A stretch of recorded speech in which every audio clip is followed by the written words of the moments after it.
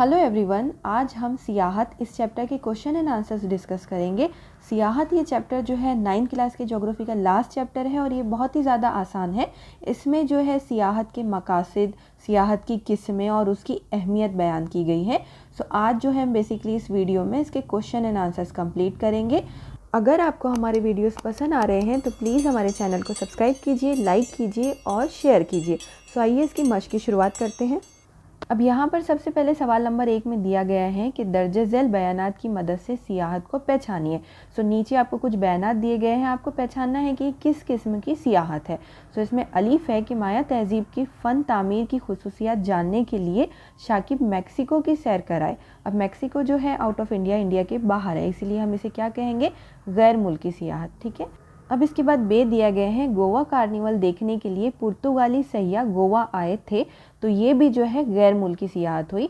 इसके बाद है नेचुरोपैथी तरीके इलाज के लिए जान और अमर को केरला जाना पड़ा, तो ये जो है तिब्बी व माल जाती सियाहत में आएगा। ओके। इसके बाद नेक्स्ट है कि पुंडलिक राव अपने ख़ानदान के साथ मजहबी मुकामात की सैर करने के लिए गए। अब मजहबी मुकामात की सैर करने गए मतलब कि मजहबी सियाहत थी। ठीक है। अब पूना के रहने वाली रामेश्वरी अपने सहरी के साथ हुडा पार्टी और ज़राअत से मुतालिक मालूमात हासिल करने के लिए गांव जाकर आई। तो ये हो जाएगा ज़राती सियाहत। सैयद ख़ानदान ज़ियारत के लिए अजमेर गए, तो ये आएगा मजहबी सियाहत में। ओके। अब इसके बाद हम आते हैं सवाल नंबर 2 पे कि ताल्लुक़ पहचानिए। सो इस तरीके का टेबल जो है हम प्रीवियस वीडियो में भी देख चुके हैं। इसमें जो है ग्रुप अलीफ, बे और जीम दिया गया है, तो आपको जो है एक दूसरे से ताल्लुक़ पहचान कर इनका तालमेल करना है। जैसे कि सबसे पहले अलीफ में दिया है ताडोबा, तो अब ताडोबा जो है वो कहाँ पे आता है। बे में आपको देखना है कि कौन से जो है सिटी में ये आता है, तो ये जो है चंद्रपुर में आता है। और जीम में आपको ये लिखना है कि ये किस चीज़ के लिए मशहूर है, तो इसमें आपको ढूंढना है। तो लास्ट में यहाँ पर दिया गया है शेर। चंद्रपुर जो है वो एक जंगलाती इलाका है और शेरों के लिए बहुत ज़्यादा मशहूर है। सो इसी तरह से जो है आपको आगे के जदूल को मुकम्मल करना है। अब इसके बाद हम आते हैं सवाल नंबर 3 पे, जिसमें सबसे पहला दिया गया है सियाहत के मकासद कौन से हैं। तो आपको इसमें बताना है कि सियाहत के मकासद कौन कौन से होते हैं। ये बिल्कुल आप अपने अल्फाजों में भी लिख सकते हैं कि अपने मुल्क की खूबसूरती या फिर अपने इलाके के मनाजिर से लोगों को मुतासिर करवाना और अपने मुल्क की सकाफ़ती विरसे को कायम रखना, उसकी हिफाजत करना, माशी और इलाकाई तरक्की को बढ़ावा देना, दूसरे ममालिक से सकाफ़ती ताल्लुकात कायम करना। इसके अलावा सियाहत की वजह से जो है मुकामी लोगों को रोज़गार फराहम होता है और जो है गैर मुल्की ज़र मुबादला कमाया जा सकता है। अब इसके बाद नेक्स्ट है सियाहत के माहौलियाती असरात बयान कीजिए। तो इसके आंसर में हम लिख सकते हैं कि सियाहत की वजह से जो कुदरती मुकामात होते हैं या फिर जो जंगलाती तहफ़्फ़ुज़गाहें मतलब कि ज़ू वगैरह बागीचे होते हैं, तो उनके फ़रोख्त के लिए हुकूमत सरमायाकारी करती है, हुकूमत फ़ंड देती है, पैसा देती है, जिसकी वजह से इनकी हिफाजत का इंतज़ाम और अच्छी तरीके से होता है और ये ज़्यादा महफूज रहते हैं। अब जो सियाहती मुकामात होते हैं वहाँ पर जो है रहाइशगाहें होती हैं, रिज़ॉर्ट्स होते हैं और तफरी के मुकामात फ़राहम होते हैं। इसके अलावा आमोदरफ्त के ज़राए अच्छे होते हैं। माहौलियाती तहफ़्फ़ुज़ को मद्देनज़र रख कर वहाँ पर जो है आमोदरफ्त के ज़राए बनाए जाते हैं। सियाहत की वजह से बिजली और पानी का इस्तेमाल एहतियात से किया जाता है और कुदरती हालत को बरकरार रखते हुए सियाहत को फ़रोग़ दी जाती है। अब इसके बाद अगला क्वेश्चन है कि सियाहत की फ़रोख्त की वजह से कौन से मौक़े फ़राहम होते हैं। सो ये जो तमाम आंसर्स हैं ये एक दूसरे से बिल्कुल कनेक्टेड है। हमने जैसे पहले देखा कि आमोदरफ्त के ज़राए अच्छे होते हैं, ट्रेनें, बसें, हर चीज़ अवेलेबल होती हैं, मुकामी लोगों को रोज़गार फराहम होता है, शहरी सहूलियात में इजाफ़ा होता है, बिजली में और पानी के इस्तेमाल में इजाफ़ा होता है और ज़र मुबादला हासिल होता है, इलाके की माशी तरक्की होती है, इलाके की रिवायती जो पुराने पेशे हैं उनको रफ्तार मिलती है और बैरूनी ममालिक से जो है राब्ता कायम किया जा सकता है। अब अगला क्वेश्चन हम देखते हैं कि सियाहती मुकामात पर होने वाले मसाइल बताकर उनकी हल तजवीज़ कीजिए। तो यहाँ पर आपको बताना है कि कौन कौन से मसाइल पैदा होते हैं सियाहत की वजह से और उनका हल क्या है। तो सबसे पहले हम मसाइल देख लेते हैं कि सीज़न के दौरान जो है हद से ज़्यादा हुजूम हो जाता है लोगों का, जिसकी वजह से कचरा और गंदगी बढ़ती है, चोरी और गैर मुल्की सयाहों के साथ फ़रेबदेही होती हैं और जो कदीम पुरानी इमारतें होती हैं उनको नुकसान पहुँचाया जाता है, जैसे कि दीवारों पर नाम वगैरह लिखे जाते हैं और फ़ौरी तिब्बी इमदाद की भी कमी हो जाती है। सो अब इन तमाम मसाइल के हल देखते हैं कि जो सियाहती मुकामात होते हैं वहाँ पर दाखिले के लिए पास या टिकट रखवानी चाहिए। जगह जगह कूड़ादान रखना चाहिए ताकि लोग कचरा जो है कूड़ादान में ही डालें। हिफाजती दस्ते रखने चाहिए और अगर मुमकिन हो तो हर जगह पर सीसीटीवी कैमरे लगाने चाहिए ताकि जो है गैर मुल्की सयाहों की हिफाजत की जा सके। हर जगह लोगों को बोर्ड लगाकर हिदायत देनी चाहिए, वॉचमैन रखे जाने चाहिए और एम्बुलेंस और डॉक्टर की एक टीम हमेशा तैयार रखनी चाहिए। अब इसके बाद हम आगे बढ़ते हैं कि आपके ज़िले में कौन से सियाहती मुकामात को फ़रोग़ दिया जाता है, वजूहात के साथ लिखिए। तो इसका आंसर आपको वीडियो में रिटर्न नहीं मिलेगा क्योंकि ये आपको अपने तौर पर लिखना है कि आप किस ज़िले में रहते हो और वहाँ पर जो है सियाहत, कौन सा मुकाम जो है सियाहत के लिए बहुत ज़्यादा मशहूर है और उसकी क्या वजूहात है। फॉर एग्ज़ाम्पल हम ले सकते हैं कि औरंगाबाद। अब औरंगाबाद जो है वहाँ पे बहुत सारे, आप लिख सकते हो कि वहाँ पे बहुत सारे पहाड़ी सिलसिले हैं, एलोरा अजंता की गारें हैं और उसके बाद बुलंद पहाड़ी सिलसिले होने की वजह से वहाँ पर बहुत सारे खूबसूरत मनाजिर है, जंगलाती इलाके हैं, आबशार भी वहाँ पर नज़र आते हैं।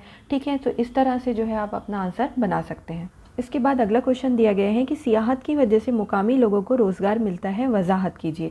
तो सियाहती मुकामात पर होटलें बहुत ज़्यादा होती हैं। आप सभी कभी ना कभी कोई किसी न किसी मुकाम पर जो है सियाहत के लिए गए होंगे, तो वहाँ पर हम अक्सर देखते हैं कि वहाँ पर बहुत सारी होटलें होती हैं, राहिश गाहें होती हैं, तफरीह और खेल कूद के मराकज़ वहाँ पर मौजूद होते हैं, जिसकी वजह से वहाँ के जो मुकामी लोग होते हैं उनको जो है रोज़गार फराहम होता है। पहाड़ी इलाकों में दूर दराज तक पैदल चलना मुश्किल होता है, जिसकी वजह से वहाँ के मुकामी लोग जो है घोड़े की सवारी का इस्तेमाल करते हैं।